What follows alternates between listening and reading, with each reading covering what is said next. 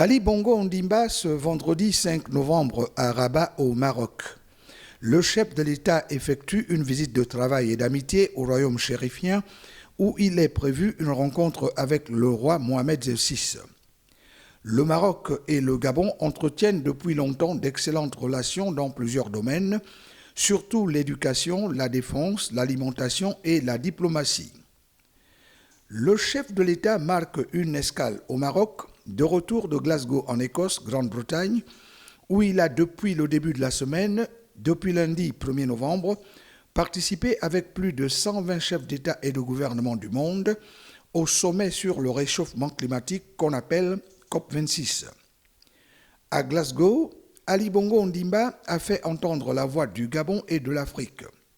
Il a sensibilisé sur l'importance de ne pas trop polluer l'air et l'eau, grâce à quoi les hommes vivent. Le président de la République a expliqué que le réchauffement climatique qui est provoqué par l'activité des hommes peut les tuer.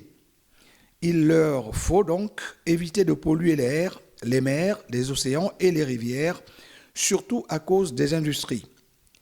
Le chef de l'État a encore précisé que le réchauffement climatique est aussi provoqué par la déforestation lorsqu'on coupe trop d'arbres parce que ça provoque le désert et la sécheresse. Ali Bongo Ondimba a profité de ce sommet pour discuter avec notamment le président américain Joe Biden, le premier ministre britannique Boris Johnson, Félix Tshisekedi, chef d'État de République démocratique du Congo, et Patricia Scotland, secrétaire général du Commonwealth qui regroupe les pays qui parlent anglais. Aux pays riches, il a demandé de diminuer la pollution et de respecter les accords conclus avec les autres pays du monde lors des sommets de Stockholm en Suède, Rio au Brésil et Paris en France. Pour Ali Bongo Ondimba, l'heure est grave, mais on peut encore sauver la Terre et les hommes qui l'habitent.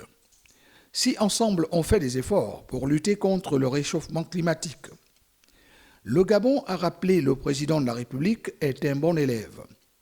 Il a 13 parcs nationaux et il a mis depuis en place des stratégies pour ne pas trop couper le bois et pour conserver les espèces animales et végétales, c'est-à-dire les animaux, les poissons, la forêt, les plantes, tout ce qui vit dans l'air, l'eau et la terre et qui est important pour l'homme.